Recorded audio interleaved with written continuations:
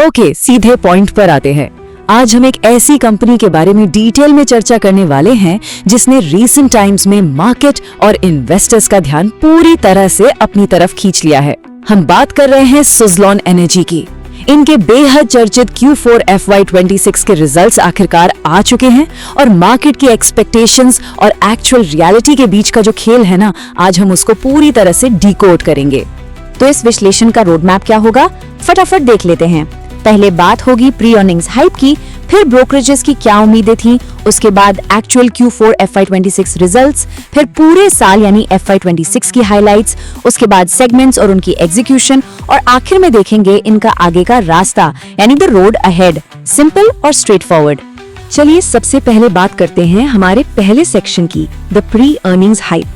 Earnings आने से ठीक 2 महीने पहले सुज़लोन के स्टॉक ने एक मैसिव, और मेरा मतलब है एब्सोल्युटली मैसिव, 35% का जंप लिया। एकदम सॉलिड मोमेंटम।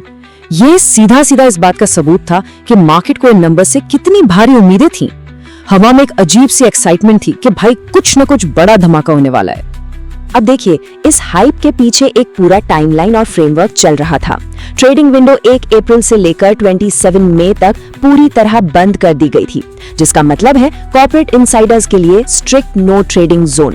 फिर आता है हमारा डी डे 25 मई, बोर्ड मीटिंग और ठीक शाम 5:30 बजे अर्निंग्स कॉन्फ्रेंस कॉल, एकदम डॉट ऑन टाइम। ये इतना क्लोजली गार्डेड और टाइट शेड्यूल ही अपने आप में इन फाइनेंशियल डिस्क्लोजर्स की सीरियसनेस को दिखाता है। और अब आते हैं हमारे दूसरे हिस्से पर, ब्रोकरेज मार्केट एक्सपेक्टेशंस। आखिर बड़े प्लेयर्स क्या सोच रहे थे? अगर इन एस्टिमेट्स की टेबल पर नजर डाली जाए तो उनके बीच का वेरिएंस देखकर वाकई थोड़ी हैरानी होती है। एक तरफ मोतीलाल ओसवाल, आनंद राठी और सिस्टमैटिक्स जैसे टॉप ब्रोकरेजेस हैं, जिनके एस्टिमेट्स आपस में काफी मिलते जुलते और लगभग कंजर्वेटिव थे। पर जरा JM फाइनेंशियल को देखिए, उन्होंने सीधा 10,000 करोड़ से ऊपर के रेवेन्यू का एस्टिमेट दे डाला, एकदम मैसिव आउटलायर। जब एक्चुअल नंबर्स बाहर आते हैं ना, तो ऐसी स्काई हाई उम्मीदों के आगे सच्चाई क्या है, ये देखना एक अलग ही लेवल का एक्सपीरियंस होता है।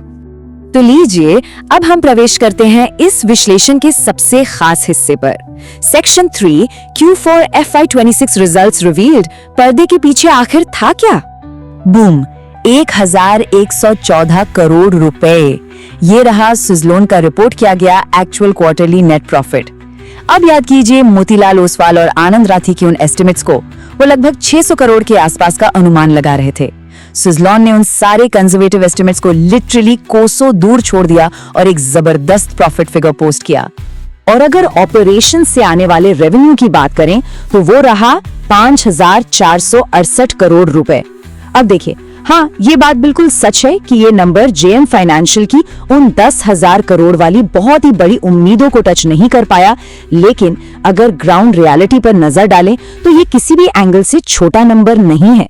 ये अपने आप में एक बहुत ही सॉलिड और वाकई शानदार ग्रोथ को दर्शाता है। और ये चार्ट सारी कहानी खुद बयान कर रहा है। ये क्वार्टर इस साल का सबसे बड़ा गेम चेंजर क्यों है? पिछले क्वार्टर यानी Q3 में प्रॉफिट था सिर्फ 445 करोड़ रुपए, और अगले ही क्वार्टर में सीधा जंप लगाकर 1114 crore. Quarter over quarter base पर 150% का स्टैगरिंग प्रॉफिट सर्ज। ये एक नंबर इन माय ओपिनियन इस पूरी अर्निंग साइकिल को कंप्लीटली डिफाइन कर रहा है। लेकिन क्या ये सिर्फ एक लकी क्वार्टर था? इसे चेक करने के लिए year over year operational matrix देखना जरूरी है। Q4 FY25 में रेवेन्यू था 3,790 करोड़ रुपए, जो अब 45% अप है। EBITDA 694 करोड़ से बढ़कर 964 करोड़ हो गया है, यानी 39% का सॉलिड जंप। ये क्लियरली बताता है कि कंपनी सिर्फ एक बार का मैजिक नहीं दिखा रही, बल्कि एक्चुअली अपने एनुअल बेसलाइन ऑपरेशंस को सस्टेनेबली और तेजी से स्केल कर रही है। पूरा कॉन्टेक्स्ट और अच्छे से समझने के लिए बढ़ते हैं सेक्शन 4 की तरफ, फुल ईयर FY26 हाइलाइट्स, क्योंकि एक क्वार्टर से पूरी पिक्चर नहीं मिलती। इन फुल ईयर फिगर्स को ब्रेक डाउन करें तो पूरे साल का नेट प्रॉफिट 3,163 करोड़ रहा। ये पिछले साल के मुकाबले डायरेक्ट 53% का मैसिव ग्रोथ है। वहीं रेवेन्यू 54% बढ़कर 16,679 करोड़ पर पहुंच गया। एक ही साल में इस लेवल का ह्यूज जंप इस बात का सॉलिड प्रूफ है कि सुज़लोन का जो लंबा टर्न अराउंड फेज था वो लगभग पूरा हो चुका है और अब एक मेजर स्टेबलाइजेशन और ग्रोथ फेज चल रहा है। लेकिन वेट, ये सब फाइनेंशियल्स हवा में तो बनते नहीं हैं। इनके पीछे लगता है actual physical ground execution. 2456 megawatts की नेट फिजिकल डिलीवरीज। ये दर्शाता है कि सुज़लॉन की इंडिया में अब तक की सबसे हाईएस्ट एनुअल डिलीवरी है। मतलब सिर्फ बैलेंस शीट ही नहीं, ग्राउंड पर मशीन एग्जीक्यूशन भी अपने टॉप फॉर्म में है। और यही बात हमें ले आती है स्मूथली सेक्शन 5 पर, सेगमेंट्स एंड एग्जीक्यूशन। चलिए अब थोड़ा और डिटेल में घुसते हैं। अब इस तस्वीर में जो बात सबसे ज्यादा इंटरेस्टिंग है ना, वो ये है कि हम स्प्रेडशीट्स, मार्जिन्स और करोड़ों के डेटा पॉइंट्स तो बहुत डिस्कस करते हैं, लेकिन एक्चुअल रियलिटी है ये हैवी विंड टर्बाइंस, भारी स्टील और उनके बीच पसीना बहाने वाले मेहनती वर्कर्स।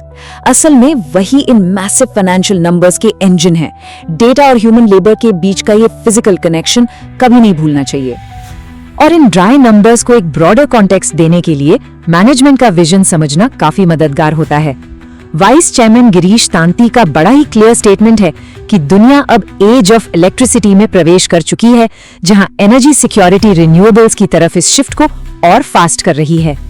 उनके फ्लैगशिप S144 प्लेटफॉर्म को जो करीब 9 GBW का क्यूमुलेटिव ऑर्डर मिला है, वो इफेक्टिवली ये साबित करता है कि उनकी स्ट्रैटेजी और global market demands perfectly align हो रहे हैं।